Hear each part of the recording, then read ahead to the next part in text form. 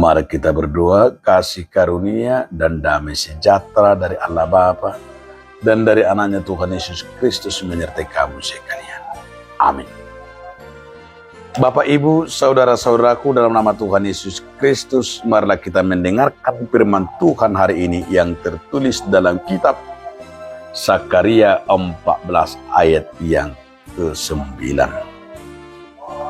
Maka Tuhan akan menjadi raja atas segala bumi.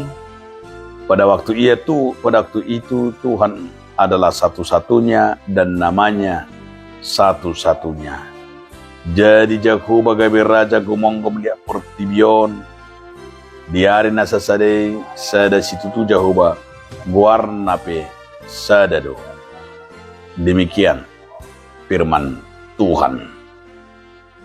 Saudaraku, dalam nama Tuhan Yesus Kristus, judul renungan kita hari ini adalah Puji dan Sembahlah Tuhan. Ini sangat menarik dengan sebuah tema, Puji dan Sembahlah Tuhan.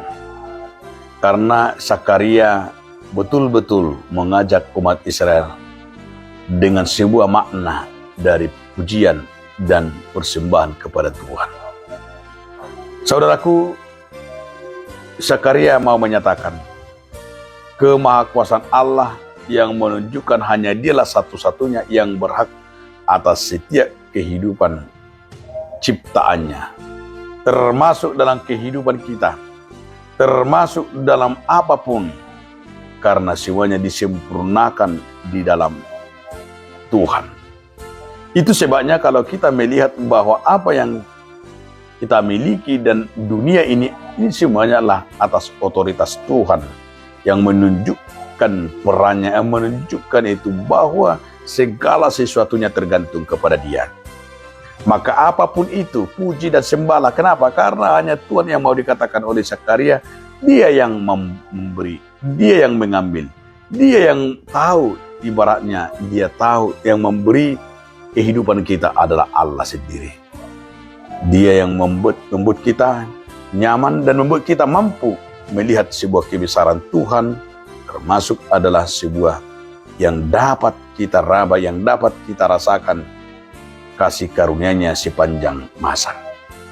Yang terakhir saudaraku, yang mau disampaikan oleh Sakaria, agar kita juga jangan pernah menyombongkan diri.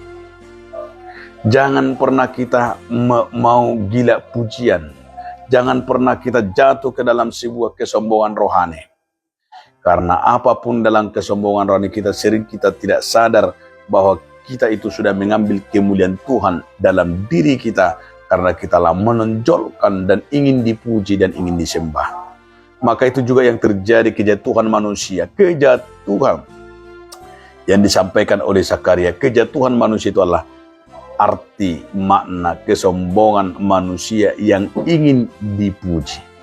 Padahal itu yang sangat dikatakan oleh Sakaria, pujilah Tuhan, bukan manusia, bukan karena kita orang kaya yang banyak sumbangan kita, karena kita juga banyak memberi sehingga kita dipuji, bukan, justru harus Tuhan. Ketika kita memberi dan menolong orang lain, seharusnya Tuhan yang harus dipuji dan dimuliakan, bukan kita sendiri. Tapi begitu banyak orang mengambil kemuliaan dan pujian itu dalam dirinya, sehingga kalau tidak dipuji dia tidak menolong, kalau tidak dipuji dia tidak memberi, kalau tidak dipuji dia tidak mau dalam dirinya untuk hal membangun apapun.